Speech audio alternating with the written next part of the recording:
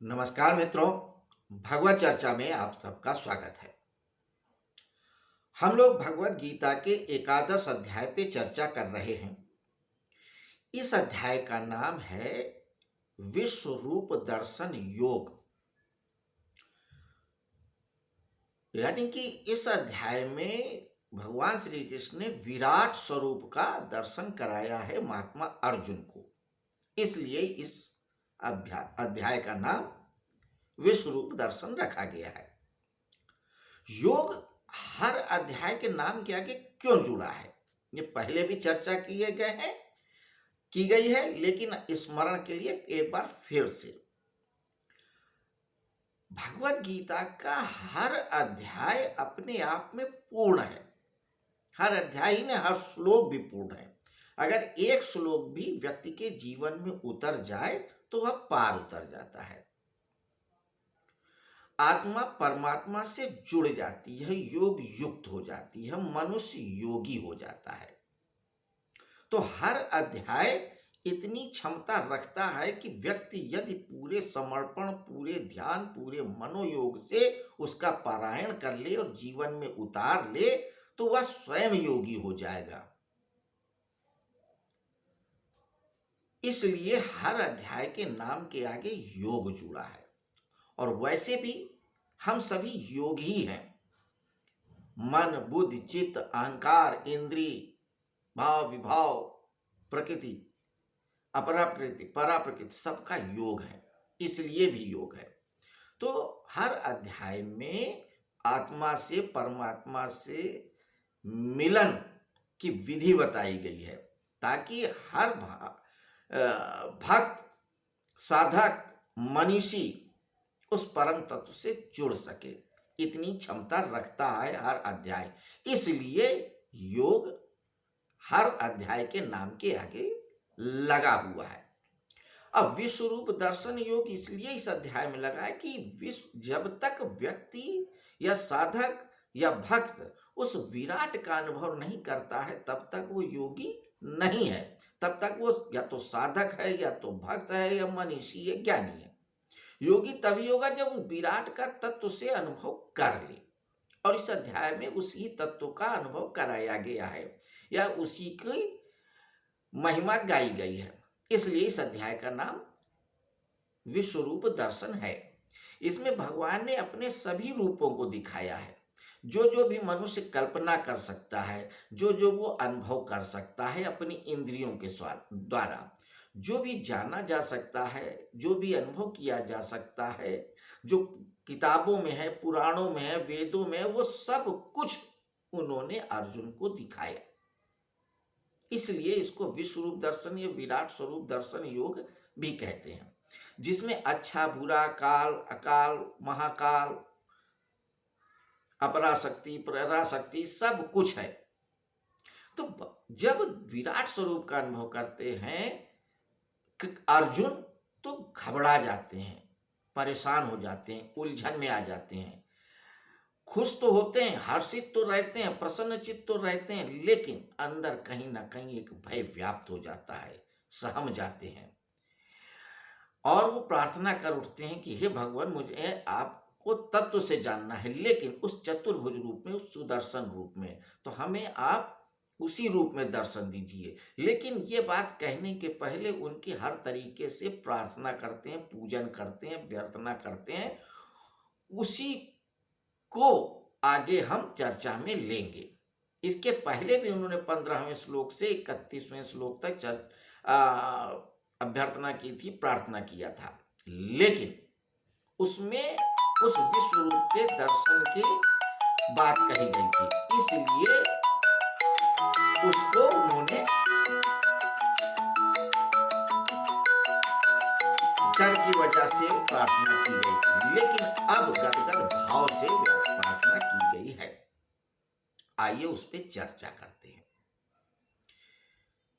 श्लोक कहता है, स्थानीय ऋषि के तो प्रकीर्तिया जगत प्रहर्ष नुरज्यते च रक्षांसि भीतानि दिशो द्रवन्ति सर्वे नमस्यन्ति च सिद्ध संगा। स्थानीय ऋषि के तो प्रकीर्तियां जगत प्रहस्यत अनुरज्यते च रक्षांस भीतानि दिशो द्रवंति सर्वे नमस्यन्ति च सिद्ध संगा। 2 बार इसलिए पाठन किया कि शायद आप आराम से समझ सके। आइए अब हिंदी में अर्थ समझते हैं।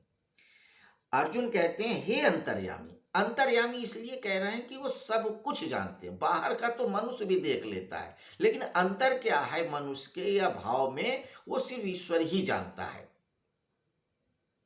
ये उस ईश्वर की तत्व की विशिष्टता है, कृष्ण की। इसलिए कहते हैं अंतर्यामी। हे अंतर्यामी भगवान, आपके नाम गुण और लीला का कीर्तन करने से, आपका कीर्तन करने से, नाम गुण और लीला का कीर्तन करने से यह संपूर्ण जगत हर्षित हो रहा है। पिछले श्लोकों में उन्होंने कहा कि हे भगवान, आपके इस विराट स्वरूप को देख करके देवता, ऋषि, सिद्ध, मनीषी सब आपकी पूजन कर रहे हैं, आपकी अभ्यर्थना कर रहे हैं, आपकी भक्ति कर रहे हैं और खुश हो रहे हैं और अनुराग प्रेम को प्राप्त हो रहे हैं। आपके नाम गुण आदि के कीर्तन से भयभीत होकर राक्षस लोग भी दसों दिशाओं में भागते जा रहे हैं, और जो आपसे डर रहे हैं, जो आपसे परेशान हैं, वो भी आपको ही भज रहे हैं और दूर भागते जा रहे हैं। तो एक्चुअली क्या होता है, मन की तो विपरीत गतियां होती हैं। मन दोलन करता है एक अति से दूसरी अति में। तो यहाँ राक्षस और देवता का अर्थ यही है कि जो मन की सात्विक प्रवृत्ति की ओर चले जाते हैं वो देवता हैं, और जो तामसिक प्रवृत्ति की ओर चले जाते हैं वो राक्षस है। ऐसा नहीं है राक्षस का मतलब कि कोई सींग लगे होंगे, पूंछ लगी होगी, ऐसा कुछ नहीं है। वो एक कल्पना मात्र है भाव के अनुरूप। बाकी हो सकता है हो भी, लेकिन यहाँ पे फिलहाल प्रवृत्ति से है। तो जो तामसिक प्रवृत्ति के हैं, राक्षसी प्रवृत्ति के हैं, वो डर के मारे आपके पूजन कर रहे हैं, अभ्यर्थना कर रहे हैं, कीर्तन कर रहे हैं, और जो आपके प्रति प्रेम और अनुराग रखते हैं वो भी आपकी पूजा अर्चना कर रहे हैं, खुश होकर के, हर्षित होकर के, दसों दिशाओं से भागते जा रहे हैं और संपूर्ण सिद्धगण आपको नमस्कार कर रहे हैं। यह सब ठीक और उचित प्रतीत होता है। यह सब ठीक और उचित इसलिए प्रतीत होता है क्योंकि आपके अंदर वो सारे ऐश्वर्य हैं, सारे वो गुण हैं जो एक ईश्वर में होने चाहिए, और आप ईश्वर ही हो। ईश्वर का मतलब जिसके पास सब कुछ हो, ऐश्वर्य युक्त हो, यानी वो कहीं भी जा सकता हो, कहीं भी आ सकता हो, कोई भी पहुंच सकता हो, कुछ भी पा सकता हो, कुछ भी कर सकता हो, कुछ भी जान सकता हो, वही ऐश्वर्य युक्त है और वही ईश्वर है। और ये सब कुछ गुण आपके अंदर हैं। इसलिए ये सब लोग अगर आपकी अभ्यर्थना करते हैं तो कोई गलत नहीं करते हैं। ये मैंने ऐसा अनुभव किया है और करना भी चाहिए, और मैं भी कर रहा हूं। अब भक्ति की बात चलती है, तो भक्ति देखिए, भक्ति अल्टीमेट है, सबसे सहज सरल तरीका है उस परम को जानने का और पाने का। ज्ञान सूखा सूखा होता है। कर्म, निष्काम कर्म भी साधना थोड़ा सा कठिन हो जाता है मनुष्य के लिए, लेकिन भक्ति करना बड़ा सहज और सरल होता है, कोई भी कर सकता है। बच्चा भी, बूढ़ा भी, जवान भी, पढ़ा हुआ भी, बिना पढ़ा हुआ भी, बीमार भी, अच्छा भी, सब कुछ। योगी तो एक स्वस्थ व्यक्ति बन सकता है। कर्मयोगी तो वही जो सक्षम होगा वही निष्काम कर्म योग कर सकता है, लेकिन भक्ति तो सब कर सकते हैं। इसलिए भक्ति की सबसे ज्यादा महत्ता है। और भक्ति में 3 चीजें होती हैं, नाम, गुण और लीला। तो जो आराध्य होता है, भक्त उनके नाम को जपते हैं। कोई राम राम जपता है, कोई कृष्ण कृष्ण जपता है, कोई शिव शिव जपता है, सब उसी ईश्वर के नाम है। तो नाम जप भक्ति का एक अंग है। रूप, जब भक्त अपने आराध्य के स्वरूप को ध्यान में लेता है, उसी मगन होता है, उसको रूप बोलते हैं। कोई कृष्ण के रूप को भजता है, कोई शिव के रूप को भजता है, कोई विष्णु के रूप के, कोई किसी को, तो वो रूप हो गया। दूसरा लीला, तो जो भक्त होता है वो अपने आराध्य के जीवन को, कृत्यों को याद करता है, उसका गुणगान करता है, उसी को लीला करते हैं, उसी को जान जान के हर्षित होता है। जैसे सूरदास कृष्ण भगवान की बाल पन की सारी गतिविधियों को याद करते हैं और गाते हैं, उससे वो खुश होते हैं। कोई उनके किशोर वय को याद करता है, कोई राम के रूप को याद करता है सिर्फ उसी सत्ता की बातें। तो जब भक्त अपने आराध्य के नाम को जपता है तो उसे नाम कीर्तन कहते हैं, जब उसके स्वरूप को ध्यान करता है उसे रूप दर्शन कहते हैं, और जब उनके आराध्य के कृत्यों को याद करता है, स्मरण करता है, उसे लीला कहते हैं। तो नाम, रूप और लीला भक्ति के ये तीन अंग हैं।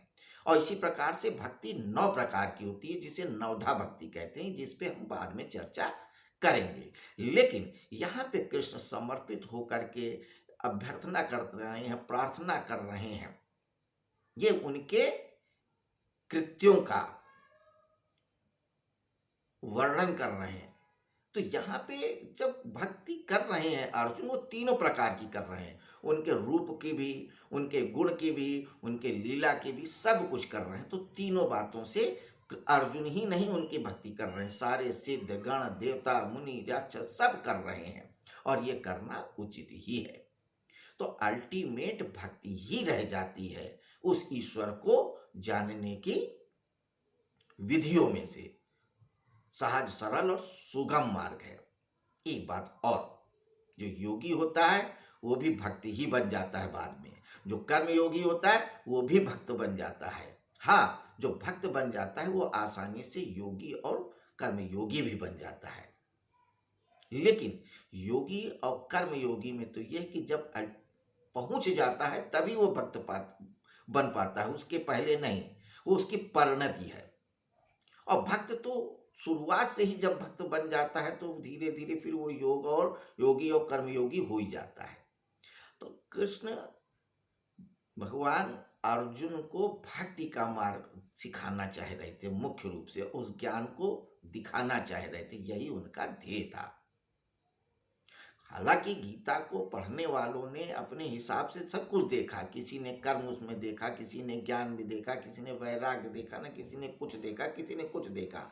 जिसने जिस दृष्टि से देखा वही पाया। मगर ध्यान से देखने वालों में और बहुत सारे मनीषियों ने भगवत गीता में भक्ति को ही महत्व दिया है। लेकिन आप स्वयं पढ़िए और जानिए कि भक्ति को महत्व दिया है, कर्म को महत्व दिया है, ज्ञान को महत्व दिया है। कृष्ण भगवान की ऐसी कोई भी शर्त नहीं है या उनका कोई भी आग्रह नहीं है कि आप इसी मार्ग को अपनाएं। जो मार्ग अच्छा लगता है उसी को अपनाएं, लेकिन उस परम को अनुभव जरूर करें। तो मित्रों, ये थी 11वें अध्याय के 36वें श्लोक पे छोटी सी चर्चा। कल हम आगे के और श्लोकों पे चर्चा करेंगे, जिसमें भगवान कृष्ण की प्रार्थना करते हैं, स्मरण करते हैं, भक्ति करते रहे हैं अर्जुन। तो वो क्या कहते हैं, क्या नहीं कहते हैं, ये हम लोग कल जानेंगे, इसी समय, इसी जगह, इसी तरह से। तब तक के लिए नमस्कार, शुभ रात्रि।